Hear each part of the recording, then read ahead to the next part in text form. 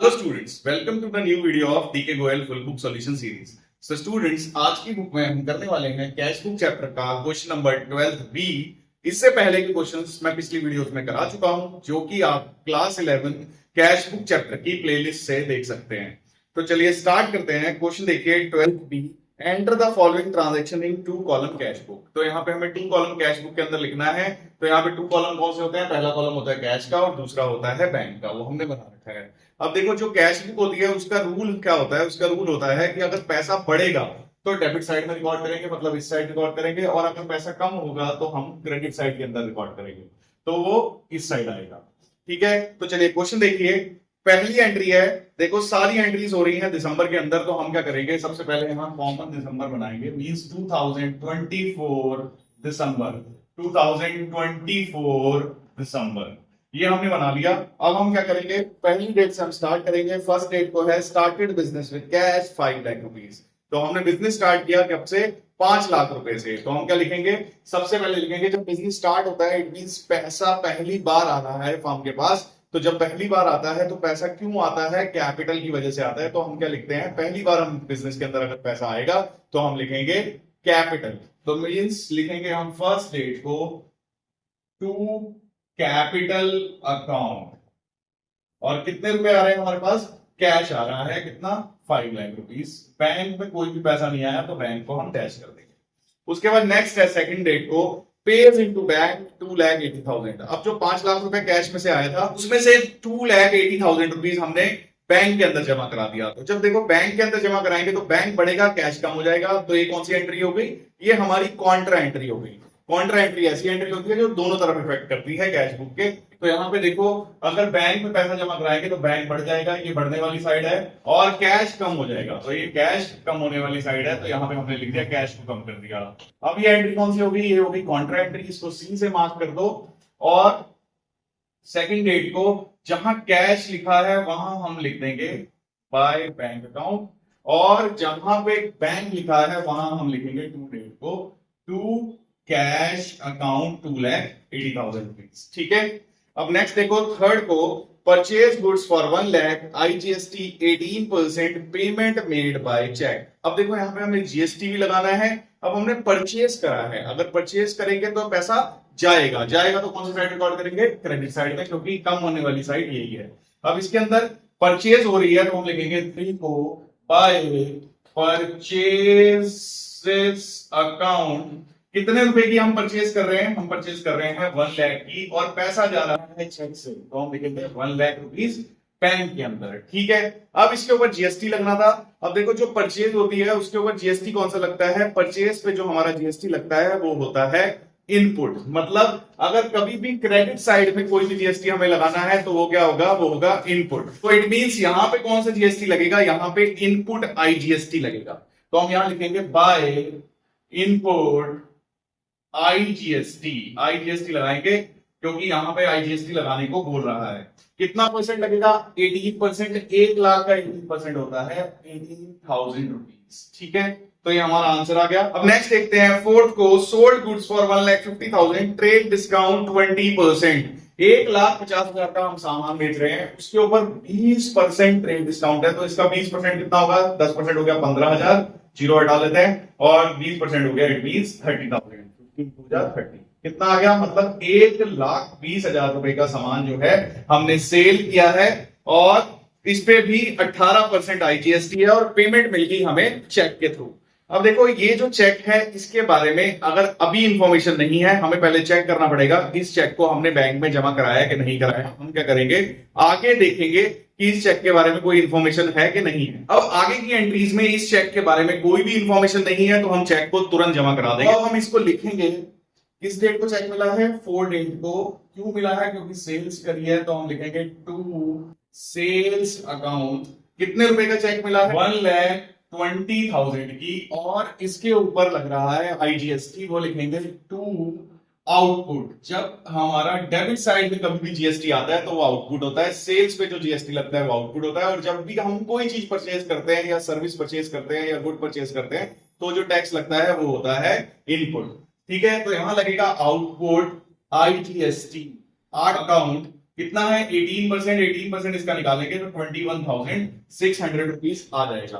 ठीक है, अब नेक्स्ट देखो 5 को withdrew cash from bank for private use, मतलब हमने पैसा निकाला प्राइवेट यूज के लिए। प्राइवेट यूज का मतलब ये ओनर को चाहिए होगा, उसने निकाला है। तो प्राइवेट यूज हमारा होता है ड्रॉइंग्स। अब पैसा कम हो जाएगा जब पैसा निकालेंगे, तो क्रेडिट साइड में रिकॉर्ड करेंगे। क्या रिकॉर्ड करेंगे? 5 डेट को सीधा हम लिख देंगे बाय ड्रॉइंग्स।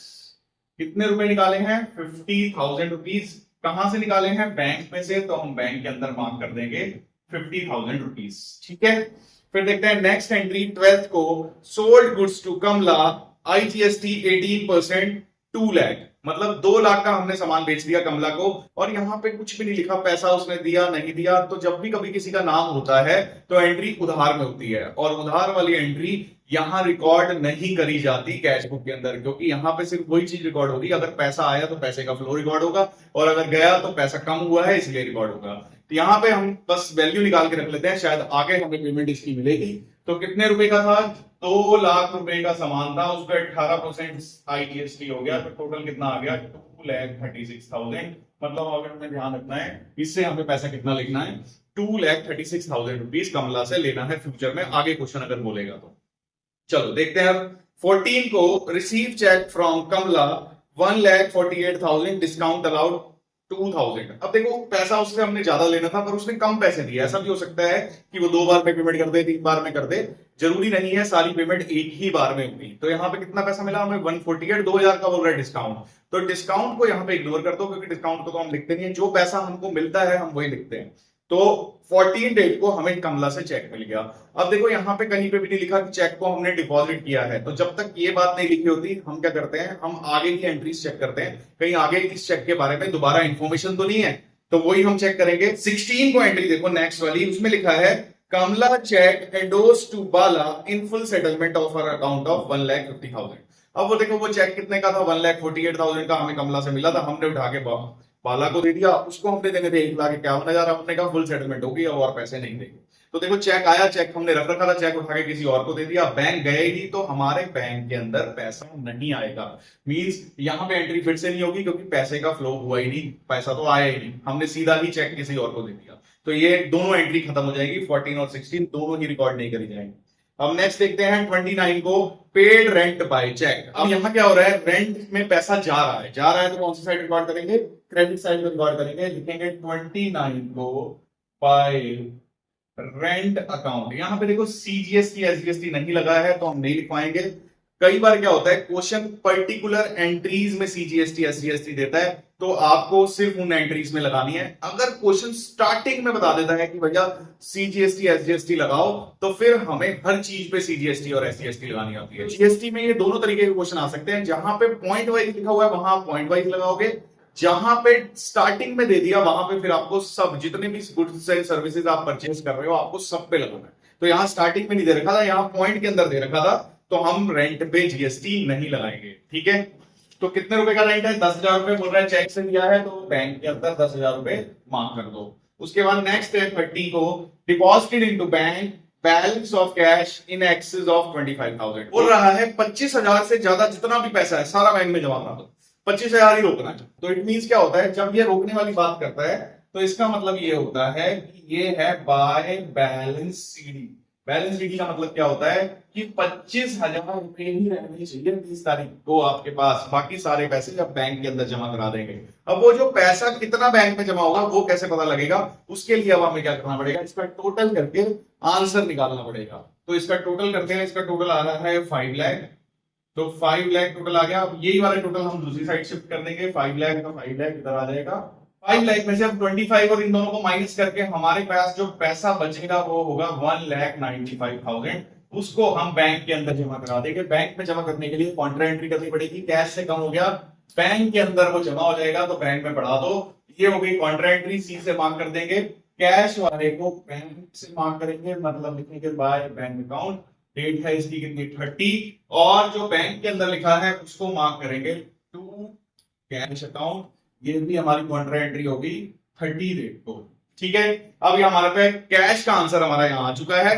अब हमें यहाँ पे बैंक का आंसर निकालना है। तो बैंक का आंसर निकालने का तरीका क्या होता है, हमें ज्यादा में से कम को माइनस करना है। तो देखो ज्यादा कौन सा वाला बैंक है, तो अगर देखें साफ साफ यहाँ बहुत सारे पैसे हैं, वहां बहुत कम है, तो ये वाली साइड ज्यादा है, तो हम इसी का भी पहले टोटल करेंगे। तो इन सब का टोटल करके हमारी वैल्यू आएगी 6,16,600 रुपीज। अब ये वाले टोटल हम दूसरी तरफ शिफ्ट कर देंगे, 6,16,600 रुपीज। अब इसमें से इन सब को माइनस करेंगे, इन सबको प्लस करके 6,16,600 में से माइनस कर देंगे, तो हमारे आंसर आएगा 4,38,600। ठीक है। इसका मतलब क्या होता है वैलिडिटी का, मैंने अभी पहले भी बताया था। इसका मतलब होता है कि लास्ट डेट को, मतलब 30 दिसंबर को, फर्म का जो लॉकर है उसके अंदर 25,000 रुपए कैश पड़ा है, और फर्म का जो बैंक अकाउंट है उसके अंदर 4,38,600 रुपीज बैंक का बैलेंस पड़ा हुआ है। ठीक है। तो आई होप आपको क्वेश्चन अच्छे से समझ आया होगा। ऐसे ही और अकाउंटिंग वीडियोस देखने के लिए सब्सक्राइब और लाइक करें। मिलते हैं नेक्स्ट वीडियो में इस चैप्टर के नेक्स्ट क्वेश्चन के साथ।